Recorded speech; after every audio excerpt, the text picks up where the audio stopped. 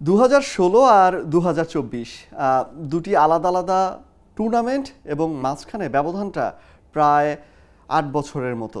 কিন্তু এই দুটি টুর্নামেন্টের মধ্যে একটি মিল আছে, সেটি হচ্ছে এই প্রজন্মের দুই তারকা তাদের দল জিতেছে ট্রফি, কিন্তু মাঠে তারা উপস্থিত ছিলেন না। হ্যাঁ, কথা বলছি ক্রিশ্চিয়ানো রোনালদো আর লিওনেল মেসির সম্পর্কে। 2016 ইউরোতে ফাইনালে যখন ফ্রান্সের বিপক্ষে পর্তুগাল লড়াই করছিল, সে সময় ইনজুরির কারণে মাঠ ছেড়ে কিন্তু চলে যেতে হয় রোনালদোকে, এবং সেই ম্যাচে 109 মিনিটে যদি ভুল না করে থাকি পর্তুগাল ম্যাচটি জিতে নেয় অতিরিক্ত সময়ের গোলে। এবং আজকেও কিন্তু একই রকম ঘটনা ঘটলো আর্জেন্টিনার বেলায়।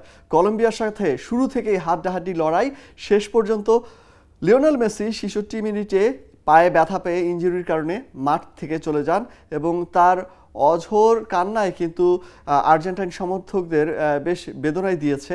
কিন্তু শেষ পর্যন্ত দেখা গেল যে 112 মিনিটে, এর আগের ম্যাচটিতে গোলটি হয়েছিল 109 মিনিটে, আর এইখানে গোলটি হলো 112 মিনিটে। এই 112 মিনিটে লাউতারো মার্টিনেজ তিনি এবার আর্জেন্টিনাকে এনে দিলেন কাঙ্ক্ষিত শিরোপা।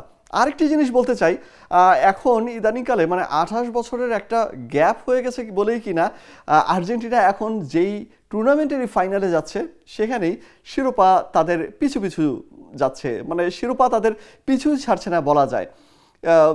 একই সাথে আর্জেন্টিনা এই ট্রফি জয়ের পাশাপাশি তারা কিন্তু স্পেনের একটি রেকর্ডেও ভাগ বসিয়েছে। স্পেন যেমন 2008 সালে ইউরো জেতে, 2010-এ বিশ্বকাপ জিতে, আবার 2012-তে ইউরো জেতে, আর্জেন্টিনাও কিন্তু একই রকম মাঝখানে 2022-এ তারা বিশ্বকাপ জিতলো, এবং এর আগে তারা 2021-এ জিতেছিল কোপা, যেটি তাদের 28 বছরের পর একটি দীর্ঘ বিরতির পর ট্রফিটি এসেছিল।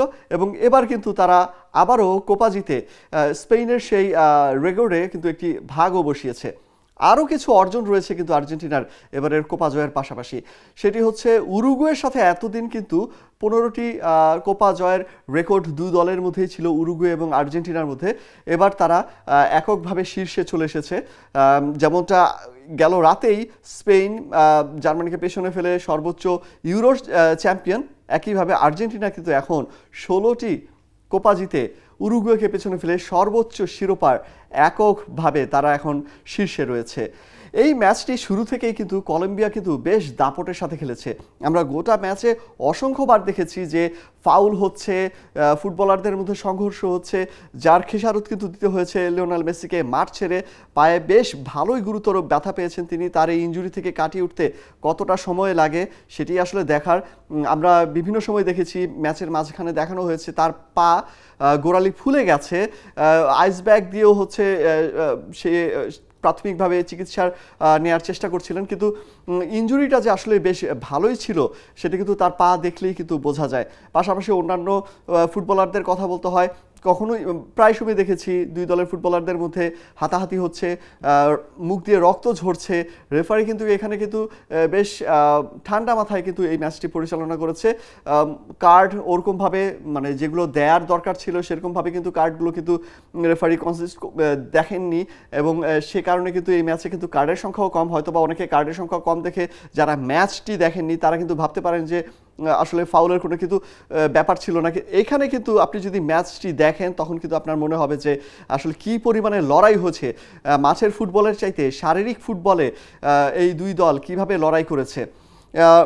অবশেষে দ্বিতীয় এক্সট্রা টাইম, মানে প্রথম অতিরিক্ত সময় পার হয়ে যাওয়ার পর, 15 মিনিট পার হয়ে যাওয়ার পর, শেষ 15 মিনিটে যে ম্যাচের 8 মিনিট বাকি থাকতে লাউতারো মার্টিনেজ একটি কাউন্টার অ্যাটাকে দারুণ একটি গোল এনে দেন, গোলরক্ষককে বোকা করে দিয়ে। মার্টিনেজের এই গোলের পরে কলম্বিয়া বেশ কয়েকবার কিন্তু সুযোগ চেষ্টা করেছিল তারা ম্যাচে ফেরার, কিন্তু আর্জেন্টিনা একবার গোল দিয়ে ফেলেছে, এরপরে কলম্বিয়া আবার গোল দিয়ে ফিরবে, সেটি আসলে ভাবা বেশ বলা যায় যে কষ্টেরই। কারণ হচ্ছে আর্জেন্টিনা জানে যে ডিফেন্স কোথা থেকে করতে হবে, এবং তারা এর আগের দুটি ফাইনাল খেলেছে, একটি বিশ্বকাপ এবং একটি কোপা আমেরিকা। তারা জানে যে গোল হজম করে ফেললে বা গোল দিয়ে ফেললে তারা কিভাবে ম্যাচে ফিরতে পারে বা ম্যাচটি ধরে রাখতে পারে, এবং আজকের ম্যাচে কিন্তু তারা শেষ মুহূর্তে আর কোনো ভুল করেনি। যদিও ম্যাচের শুরুর দিকে কিন্তু বেশ কয়েকটি সুযোগ কলম্বিয়ার ছিল, এবং ওভারঅল যদি ম্যাচের আমরা সিনারিও দেখি সেখানে কিন্তু বল দখল বলেন, আক্রমণ বলেন, পোস্টে শটস নেওয়া বলেন, বেশ কিছু দিকেই কিন্তু কলম্বিয়া কিন্তু আর্জেন্টিনার থেকে একটু হলেও এগিয়ে ছিল। সেখানে আর্জেন্টিনা এভাবে ম্যাচটি বের করে আনাটা তাদের জন্য, তারা প্রথমার্ধ পরেই কিন্তু বুঝেছিল যে একটু কষ্ট হবে, এবং 65 মিনিটে যখন লিওনেল মেসি মাঠ ছেড়ে চলে যান তখন কিন্তু স্কালোনির চোখে একটু কালো অন্ধকারই দেখা যাচ্ছিল, কারণ দলের মূল প্রাণভোমরা চলে গেলে আর্জেন্টিনা কিভাবে এই পরীক্ষা থেকে উত্তীর্ণ হবে সেটি কিন্তু দেখার বিষয় ছিল। সব কিছু ছাপিয়ে আসলে বলা যায় যে আর্জেন্টিনা আজকে শিখেছে যে মেসিকে ছাড়া কিভাবে ট্রফি জিততে হয়, কিভাবে শিরোপা জিততে হয়, কিভাবে চ্যাম্পিয়ন হতে হয়। অলক হাসান, যমুনা স্পোর্টস।